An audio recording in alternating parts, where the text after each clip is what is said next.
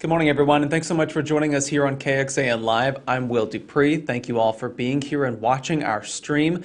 In just a few moments, Austin Public Health will be holding their briefing about COVID-19 and its impact and the response to it locally. What we also know is that Austin Public Health will be restarting their weekly briefings so that reporters can ask questions about the COVID-19 response. They had done away with those weekly briefings several months ago, but because of the changing conditions here locally, they decided to bring it back. Also, they've been getting a lot of requests from reporters to answer questions about the coronavirus, so this gives us all a chance to find out information from the department itself and ask a few questions that they may not have addressed in their remarks. Once this briefing begins here momentarily, we're going to hear from 4 different officials.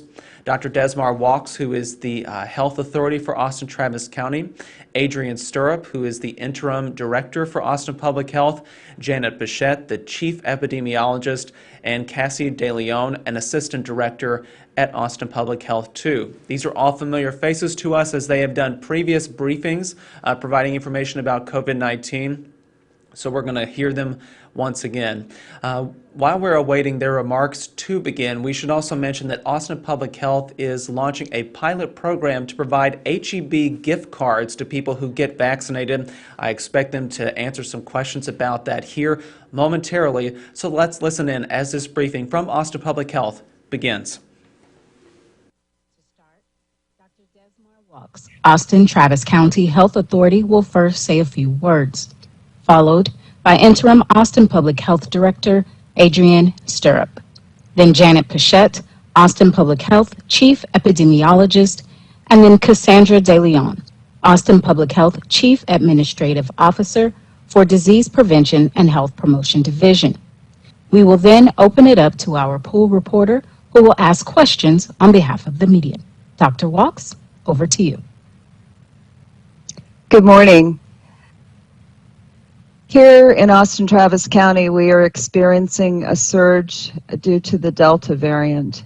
And this surge is something that we as a community can take steps to change by changing behaviors. Masking to stop the spread, vaccinations so that we don't become infected, staying home if we're sick. And as a community, if you're being tested and finding that you are positive for COVID-19, please go and get some evaluation done by a healthcare provider. We now have services in our community called monoclonal antibody infusion therapy, which can be used early on in treating COVID-19 so that you will decrease the chances of being hospitalized. It's for those who are eligible, and eligibility criteria are that you are someone who has the potential for developing a severe case of COVID that may require hospitalization. As our hospitals are now experiencing larger numbers of cases, this is impacting our ICU bed capacity, and it is largely due to people who are not vaccinated in our community. So we also urge that people go and get vaccinated now. As a reminder, we are now in stage 5. So if you are vaccinated and do go out in public, please avoid large crowds. However, if you are in a large crowd, wear a mask. If you're unable to adequately social distance outdoors, please wear a mask in those situations. We also ask that if you are unvaccinated and unprotected from COVID-19 by vaccination, that you wear a mask. As we now are opening our schools, we are urging our parents to have their children wear masks. We know that we are not able to vaccinate children under the age of 12, and it is important that we protect them by having children wear a mask and staff wear a mask in this congregate situation. And now pass this over to Director Stirrup. Thank you, Dr. Walks. Good morning, everyone. As Dr. Walks said, we are in a surge due to the Delta variant. The good news is that we have resources at our disposal. The first is the amazing team at Austin Public Health, who are working day and night to make sure that we are not only providing vaccinations, but as the community demand for testing has increased, we're ramping up those operations. We're working with our partners to make sure that we have adequate isolation facilities to help residents stay safe, and we will continue to work tirelessly to protect our community. The other tool at our disposal is masking. We can mask our way out of this surge. The third tool is vaccination. We can vaccinate our way out of this pandemic. And with that, I pass it over to Janet Pichette. Good morning. As both Dr. Walks and Adrian have mentioned, we are seeing exponential growth of cases in the Austin, Travis County area and throughout the state. This has been happening since early July. We thought we were at an all-time low, and we were hoping that things would flatten out, but we're seeing a huge increase in cases and continue to see that. As history has shown, based on H1N1 and some of our previous spikes, I anticipate that we will continue to see cases increase over the next few weeks before things get better. We are seeing clusters in congregate settings, such as long-term care facilities, but what we are seeing based on our investigations is that vaccine is working. And for those individuals who've been vaccinated, if they are experiencing a breakthrough infection, we are seeing that they, like the governor, are asymptomatic, or they are experiencing a less severe illness. And most importantly, they are not the individuals that are surging our healthcare capacity currently. So I would implore to those citizens who have not been vaccinated to strongly consider, getting vaccinated and protecting our community at large, and to protect our children, who are a vulnerable population who are not eligible for vaccine at the current time.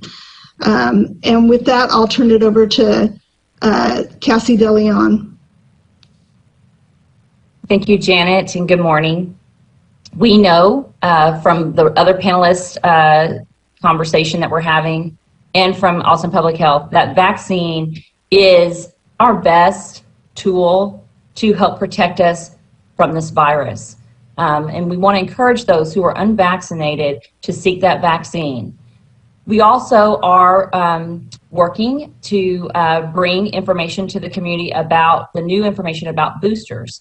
Recently, the Centers for Disease Control did identify and recommend that boosters are available for those who are immunocompromised. We encourage individuals who feel they meet that criteria to talk with their healthcare provider to see if a booster is needed for them at this point in time. And then also want to let everyone know there are many, many locations, pharmacies, providers available to get vaccine for first, second dose, and boosters throughout the community. So if you are looking for vaccine or looking for a booster, we encourage you to look for those providers.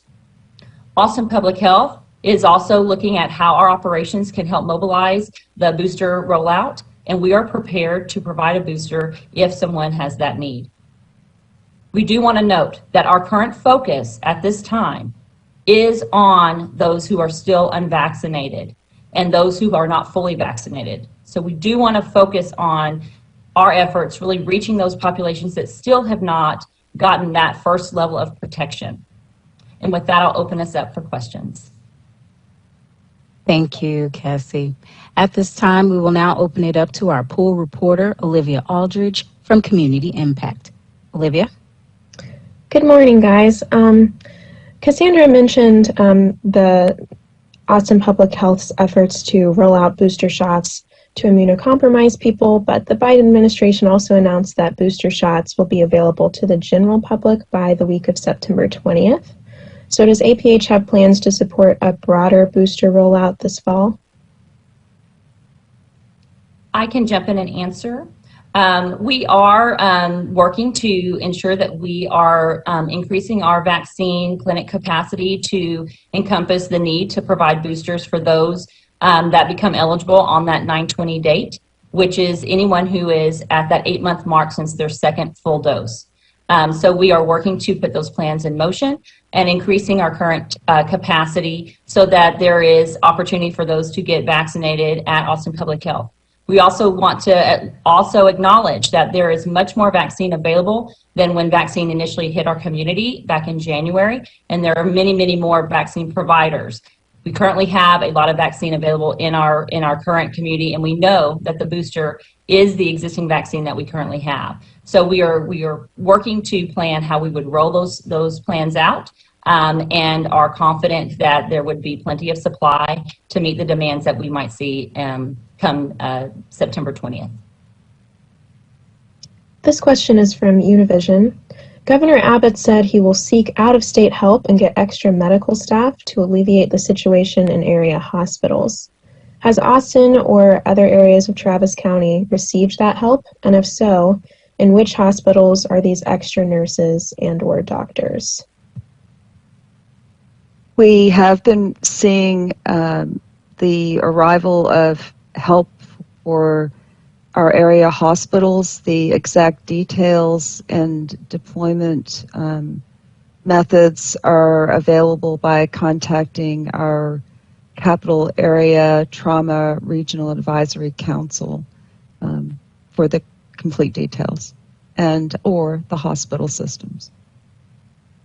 Yeah, and I will add that we have seen an influx of support from the state in the way of, as we mentioned, regional infusion and identifying healthcare staffing that will support the hospital surge.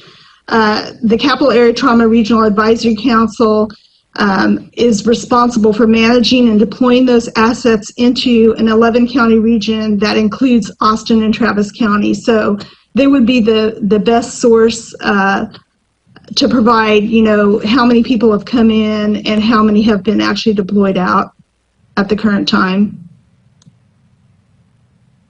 Question from CBS Austin. School started just a few days ago, but what are you seeing in terms of reported cases in schools and school districts? Are the numbers higher or lower than expected? Currently, we're working very closely with the independent school districts to identify and manage any kind of clusters or outbreaks they may have in their school settings. We may not see the actual effect of increase in cases for another week or so. I'm going to guess, may give it an incubation period where exposures occur, but we are seeing the result of some situations where people are exposed to positive cases because children have come to school positive and classrooms have been affected. So we're just trying to help support the school systems to make sure that they are able to identify and alert contacts that have been exposed to positive children and support them in that capacity. But it'll probably take a week or two before we have real obvious outbreaks occurring that we can see. And it's really important that we reinforce at this point that children and staff in our school systems and child care centers wear masks, because we have a large portion of our population that are under age 12 and will remain unprotected by vaccinations until vaccines are approved for that age group. And I will just add on to what Dr. Rocks is saying is one other thing that, has been an issue for us is that a child may have some milder symptoms at the beginning of their illness, and it could look like allergies or sniffles or things like that. Or it may not be as obvious that they have a sore throat or something like that. If children are sick, parents need to keep their children at home so they don't spread illness in that classroom setting. And, once you and to get tested to confirm that diagnosis, or to not confirm it, right? They need to make sure that they are acting accordingly. If they have a positive case, they need to keep that person or child in isolation for a 10-day period. And if they've been exposed as a contact, you need to be monitoring your children, monitoring yourself to make sure that you don't develop illness in that 14-day window, which is the incubation period. From Co-op Radio, how is Austin Public Health, the City of Austin, and Travis County guaranteeing equitable distribution of monoclonal antibody treatments, particularly to the historically underserved who may not have physicians for required referrals and/or transportation to the treatment site? The monoclonal antibodies are free to all, and the requirement for referral is fulfilled by people going to the clinics that'll see people that do not have insurance, such as our federally qualified healthcare clinics. And we can also receive referrals from patients being seen at our local urgent cares or our emergency rooms. So the actual medication itself is free to all, and the referrals can be obtained by accessing these the free sources of healthcare in our area. Question from KView. Do you have a response to Lieutenant Governor Dan Patrick's statement last night when he said that, quote, African Americans who have not been vaccinated are, quote, the biggest group in most states contributing to the spike? I'll take that one. I think the comment is unfortunate. Not only does it represent a slight misinterpretation of the data, it may also unintentionally create a divisive environment. And that's what we need. That's not what we need to get out of this. We need a collective call to action, a collective response to be able to get out of this pandemic. What I will say is that the data shows that Blacks are more severely impacted by COVID, and that is an indicator of the fact that we have more work to do to address the structural and systemic inequities in our country that allow health disparities to persist. And I'll add that, you know, we are in a situation right now where we have widespread community transmission of COVID-19, and it does not discriminate who has that disease or who spreads it. It knows no racial or age or other issue. I mean, if anything, what we're seeing is that the African American population is more unnecessarily impacted by, you know, the impact of getting COVID, not necessarily spreading it. There's a disparity as far as the ultimate consequence of having illness. And I just want to layer on again, this is indicative of the historical and unfortunately the lack of access to care that we see that disproportionately affects our African American population. And as Janet has said, this is not a disease that knows race or ethnicity or age. This is a disease that will get anyone. And it's important for us to not separate these factors out. The reason why we have surge is because the entire population is vulnerable. And the entire population has tools to be able to protect themselves. And so we need to think about how we can protect each other and care for each other as a community and work towards improving that in the COVID response. And these are important lessons learned for us to carry into how we implement healthcare and public health beyond this response.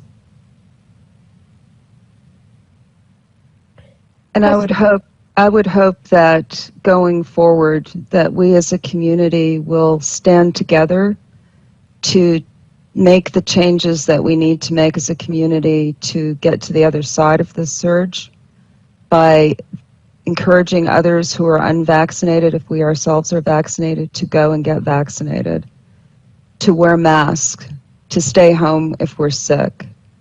And if you are sick, to seek treatment early so that you can avail yourselves of the opportunity of getting the treatment that we now have in our community with monoclonal antibodies being infused to reduce the number of hospitalizations that are entering our area hospitals.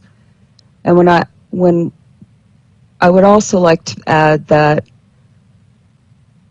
look to trusted sources of information for the information about vaccinations and about the monoclonal antibodies.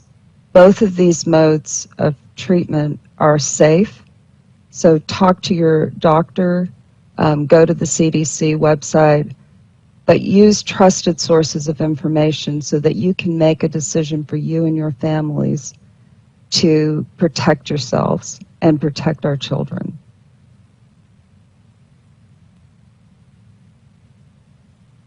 Question from Spectrum News. Is there any concern about the spread of the Delta variant with the first UT home football game being 2 weeks away? The stadium is set to operate at full capacity with more than 100,000 fans. There's always a concern that transmission will occur in any size group. And so the things that we know work are protecting yourselves by being vaccinated. And now that we're in stage 5, we're asking people who are unvaccinated and unprotected by vaccine to stay home. We're asking those who are sick to stay home and seek treatment. And we know that the things that will protect us when we're in groups is to wear masks, socially distance, and to wash our hands and not touch our face with unclean hands. So these are the measures that we know work, and these are the things that are being used to mitigate the spread of disease in large crowds. And we've been working closely with UT, and they are making those measures part of their planning. And I will also add that, as Dr. Rox has mentioned, we have widespread community transmission going on right now. So any event that brings people together in a congregate manner, people need to take the protective measures to protect themselves. And some areas of a game where I see that there could be transmission of disease occurring easily is as folks are queuing, entering the stadium, exiting, when they're waiting in that line for the bathroom or waiting in a line for a food vendor, and they're in a very tight space. If you still go to the game, your best measure is to make sure you're masking in those situations and trying to keep distance between yourself and as Dr. Watts mentioned, using those prevention techniques that we have been saying from day one, to socially distance, mask, wash your hands frequently, avoid touching your face, staying home if you're sick. And now we're saying get vaccinated. That's just another layer of protection that will help you. And so, again, people need to be cautious when they enter in those congregate type settings on ways that they can place themselves at the best vantage point to protecting themselves. From the Austin Chronicle, can you please provide an update on plans for opening a potential alternate care site? We have requested resources from the state to open an alternate care site. However, at this point, our resources with regards to staffing are being concentrated on our hospital systems, as they are the ones that are taking care of active treatment of COVID cases in our med-surg floor, on our med-surg floors and in our ICUs. The plan itself is ready to go, and once we've taken care of the priority, we will implement the plan for the ACS accordingly.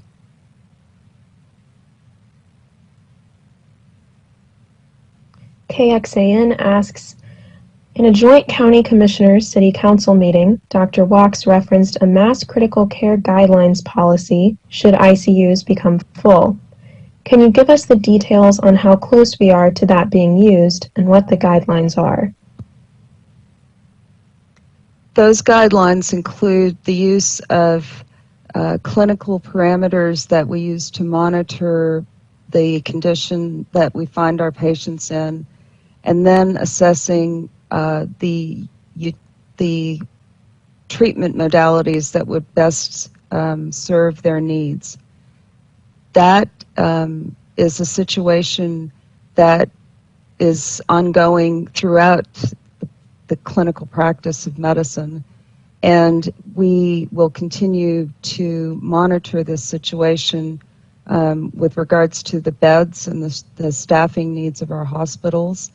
And as we get to a point where there is a shortage, to the point where we need to make the change to implement those plans, then those plans will be implemented. But at this time, we're starting to see staff arrive to help in our area hospitals, and we're able to continue on with the usual standard of care that we have become accustomed to.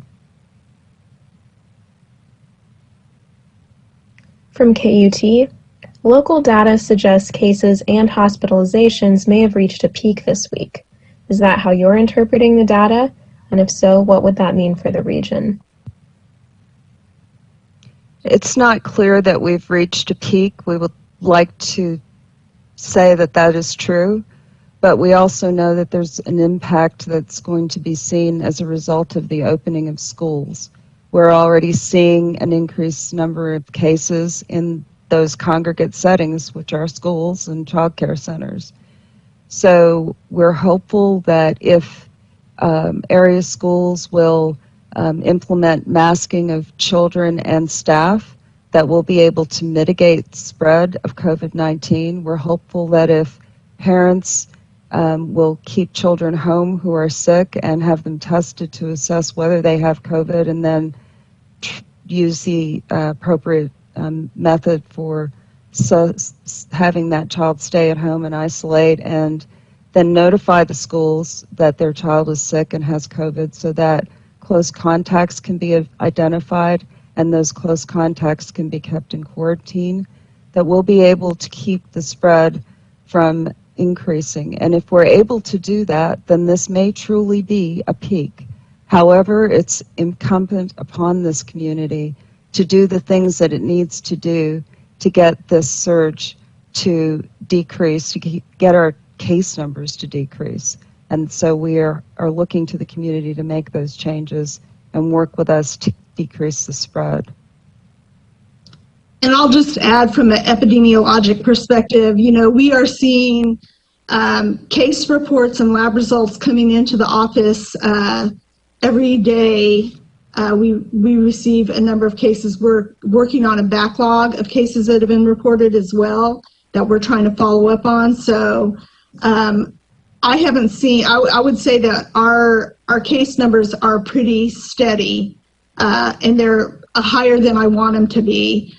I think, with school starting this week, we can anticipate that we're going to see increased numbers over the next week or two before things get better. So, and I'm basing that on our experience in the Austin area during the H1N1 flu season in 2009. So,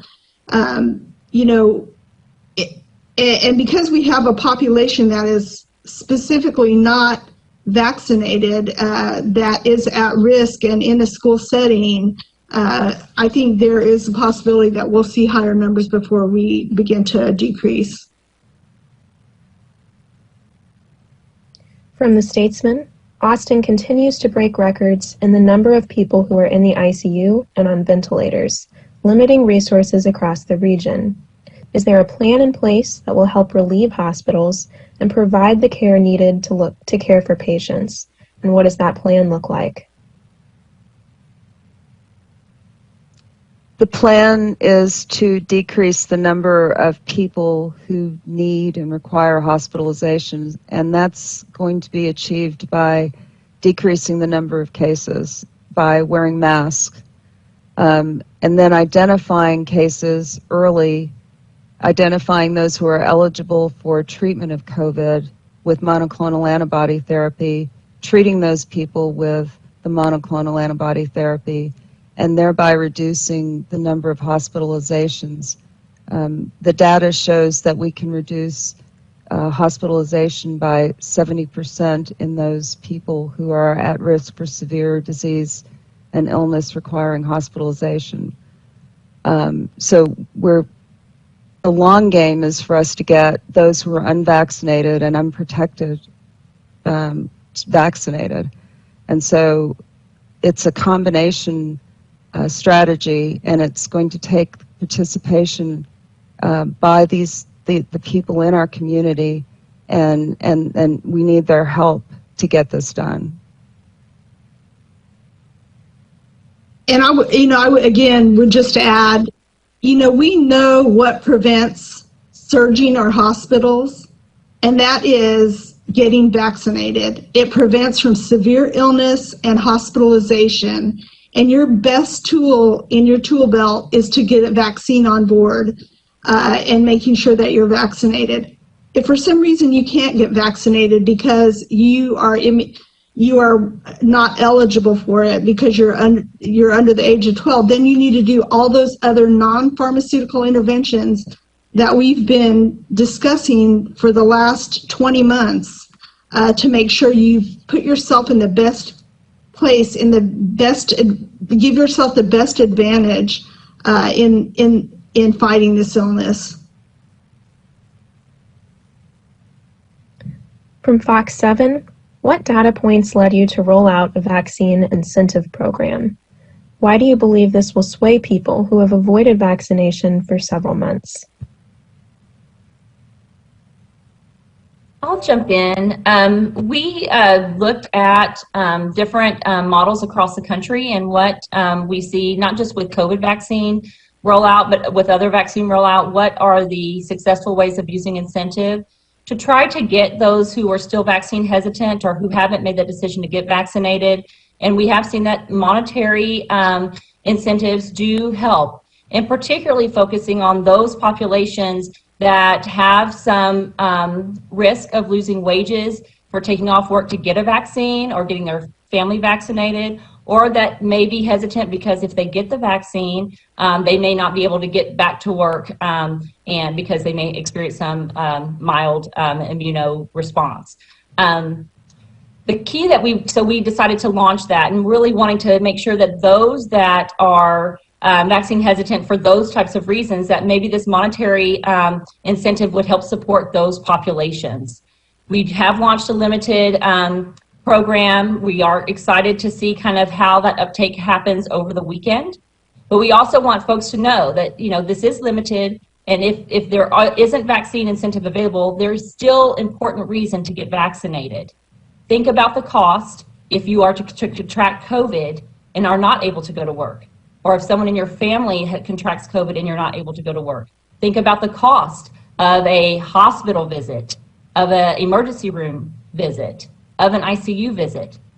And I know this is the other piece that's really concerning for us is the cost of human life. We can't put a dollar sign on.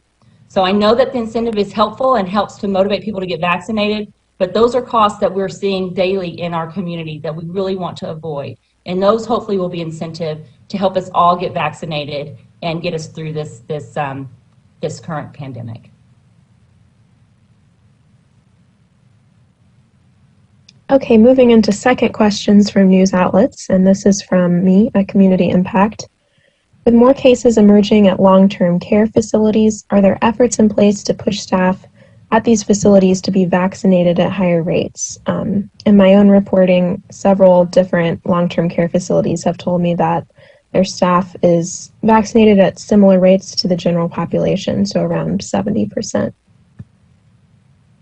I think in those situations, we work very closely with we have a long-term care facility task force, and we continue to work with those providers of long-term care to make sure that all their staff are vaccinated and that we intervene and investigate cases or outbreaks or clusters as soon as possible.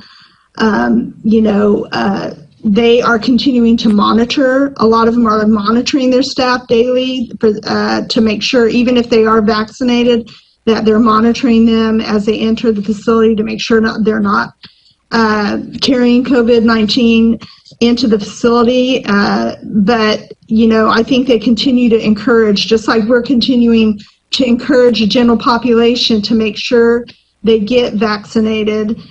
They are continuing to encourage their staff to get vaccinated as well, and to continue with those prevention measures that we have been discussing.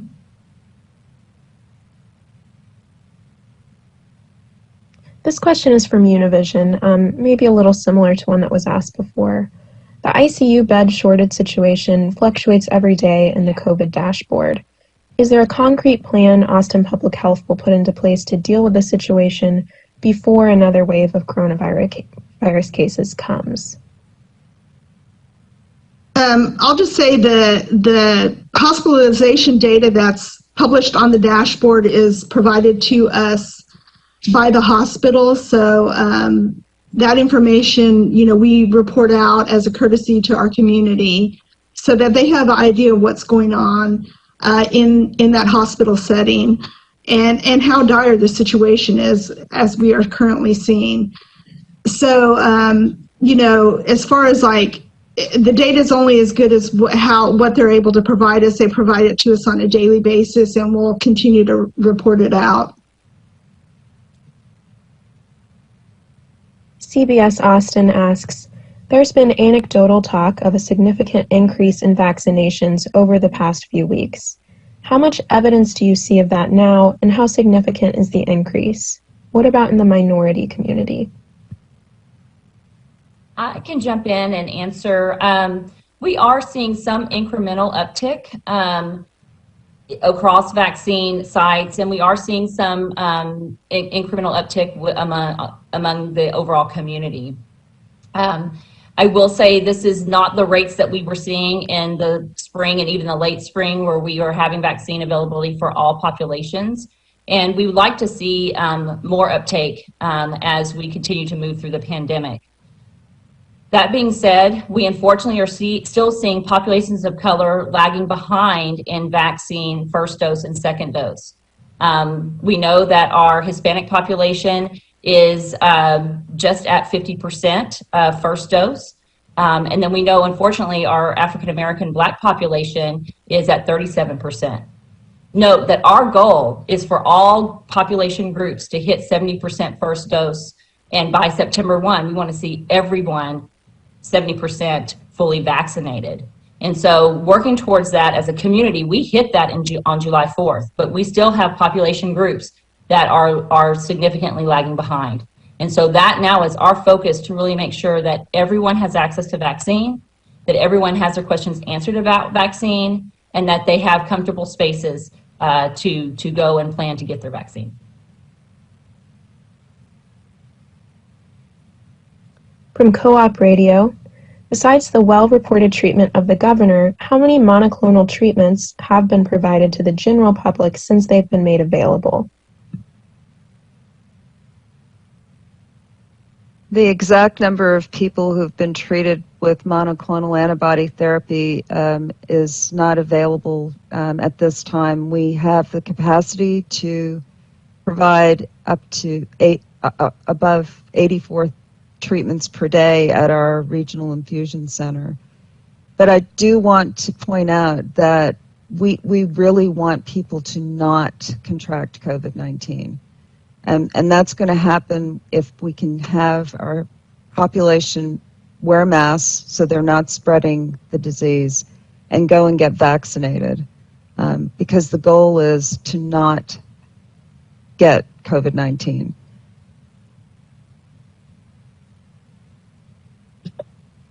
This next question is from KView. Will someone require a booster if they have the vaccination or if they got COVID-19 either before being vaccinated or after a breakthrough case? Or will boosters be required at all? So the guidance that we currently have is that anyone who is meets the criteria that the CDC currently puts out regarding immunocompromised, that they can receive the vaccine 28 days after their second dose. So again, we encourage folks who feel like they meet that criteria, if they have a conversation with their healthcare provider to identify if they're an appropriate candidate for a booster, and encourage them to seek that booster out if their healthcare provider recommends it. It is an important conversation to be having right now with your doctor.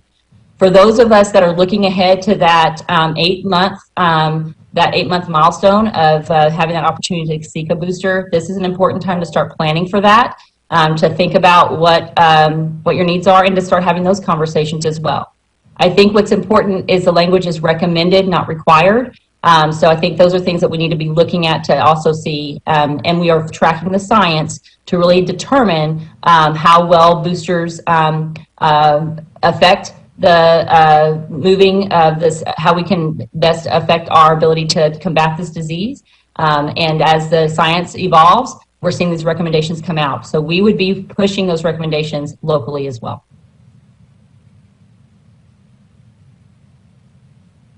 From KXAN, what does contact tracing through the city and county look like right now?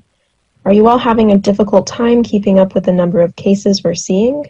And if so, what are the impacts of that?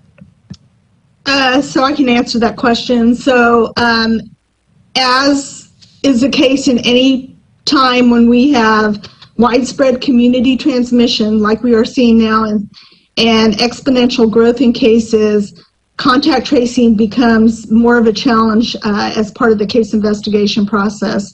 So when we do our case investigation and follow up on individuals who are positive, we do try to determine who their contacts are.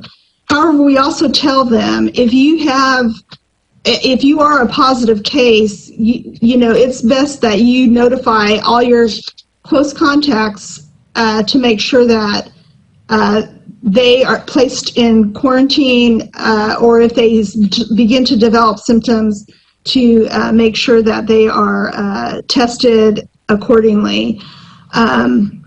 You know, again, contact tracing in situations where we have widespread community transmission, you know, tends to be challenging because you are just not able to get all the people. By the time you are able to identify a case and then follow up with investigation, it becomes harder and harder to track down contacts. But we have a group of folks here that are doing that case investigation and contact tracing. They continue to do it at the best of their ability. They've been working pretty hard 7 days a week to try to get that completed. So again, if you are contacted by a member of the epidemiology team at Austin Public Health, we, you know, encourage you to provide information and work with that investigator to get what information we need so that we have better information for our community and a better idea of what is actually taking place, you know, identifying those clusters and outbreak situations that need to be, you know, where we need to investigate and mitigate any kind of transmission risks. I believe this is our last question, and it is from the Statesman. Vaccines have been lagging among Austin's communities of color, and now a booster will soon be available. How does APH plan to roll this plan out to ensure that the city's communities of color have access to it? I will start. We definitely are, again, right now focused on those who are currently unvaccinated, and that will continue to be our focus because we want to make sure that all individuals have that initial layer of protection. Boosters, we definitely are prepared to provide should anyone come to Austin Public Health and need that. But we also want to encourage those that are looking for a booster to seek that information from their healthcare provider. And then also want to encourage everyone in the community to note that vaccine is available throughout the entire community. There are many providers available, and there's a lot of vaccine on hand. And so if you're seeking a vaccine, we want to make sure that you can access that. And you can go to vaccines.gov and look for a vaccine provider near you. Just put in your zip code. But specifically to those populations of color, we have focused outreach to make sure that they're aware of the vaccine opportunities that are available to them. And there's a lot of support that we are trying to provide to those populations so that there is no barrier for them being able to get the vaccine. And if they are eligible for a booster, we want to ensure that they have that access as well. Thank you for that. We will now move into our closing remarks. Dr. Walks. Austin, we're in stage 5, and that means that we have to double down on our efforts to decrease the number of cases that we have spreading in our community, particularly since schools have opened. So I ask you to send your children to school with masks. I ask you to protect yourselves and your family with vaccinations. And I ask you to stay home if you're sick. And if you are sick, please seek medical attention to see if you're eligible for treatment with monoclonal antibody therapy, which, if it's given early in the treatment phase, will make you feel better quickly and will decrease your need for hospitalization. This is a time when we have to remember that vaccines work. They have been working to prevent severe disease, hospitalization, ICU admissions, and death. And we need to get ourselves vaccinated and protected. We now know that there is some waning or decrease in the amount of immunity over time for those of us who have received vaccines. And we're starting off with the immune-compromised individuals, people who've been treated for cancer or taking medications that make their immune systems not produce as much antibody as they need to fight off this infection. We need to please protect ourselves, protect our community, and continue to work together to get through this pandemic and protect our loved ones, particularly our children. Thank you.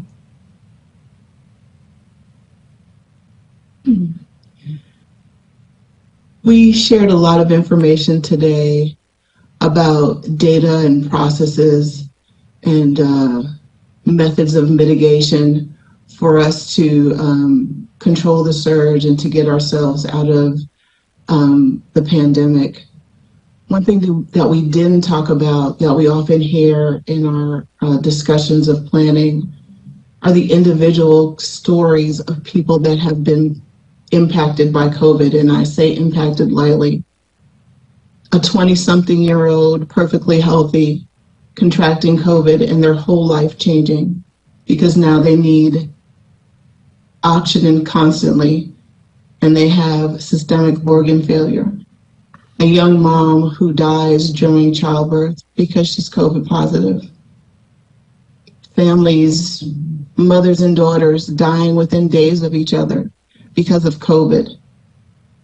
And it's not like these are things that are unavoidable. They're tragic, yes. And hindsight does no one any good when you're talking about a tragic situation.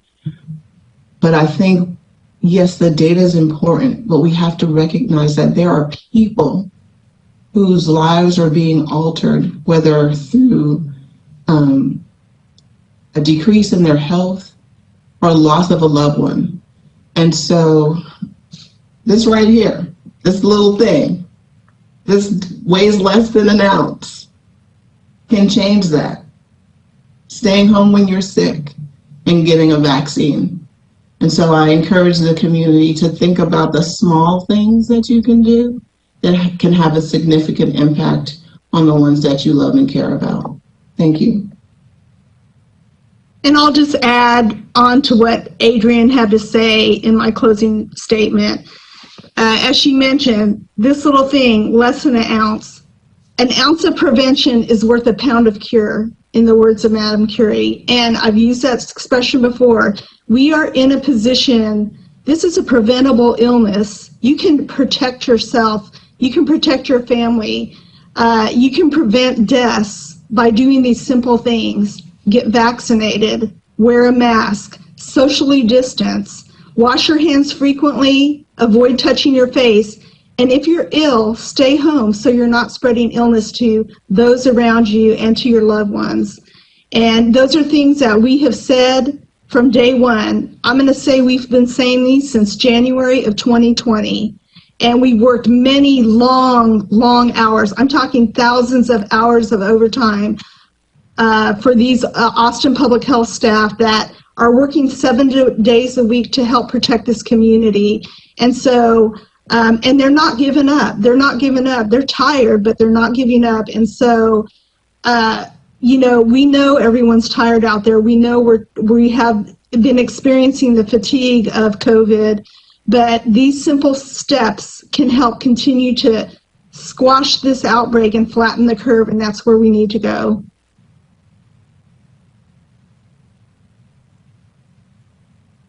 And finally, as we move into this weekend, it's important for us to make plans to implement the things that Janet and Adrian and Dr. Walks are talking about.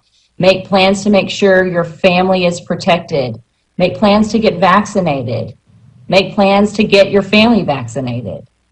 Get your masks. Think about where you're going to be in the community and identify, is that going to pose a risk to me or to my family?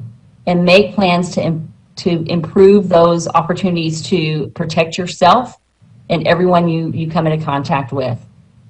We've been in this place before, unfortunately, but we can get out of it. We have the tools. We have more tools now than we ever had in any other surge. So this is the time. This is the time for Austin to work together as a community to protect ourselves, protect our family, protect each other. We'll get this done. Have a good weekend. Thank you. That concludes our media availability for today. Thank you to Dr. Desmar Walks, Interim APH Director. All right, we're watching the end of this COVID-19 briefing. Here are some of the main takeaways from this. First and foremost, health experts here in Austin Travis County anticipate that our case numbers will continue to rise as they continue to get some of that information about schools being back in session.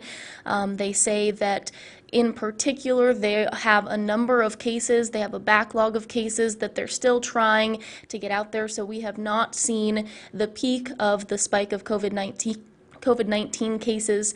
Unfortunately, they are again repeating that getting vaccinated is the best line of defense against the virus, against getting seriously ill or ending up in the hospital or death. We are compiling all of what was said in this briefing right now to get you all of the latest information. A lot of questions, of course, asked from us and our media partners, trying to get clarification on what's going on here in Austin Travis County. We got an update about nurses and how hospitals are treating people, whether or not they have the staff to be able to do that. A lot of information about the potential for another field hospital, in which case they've said they're putting staffing first into the hospitals, into the hospital systems that are in place right now. Again, we're compiling all of that for you. We'll have a Q&A at 4:30. We will also have all of this, as usual, over at kxan.com. Thanks, everyone.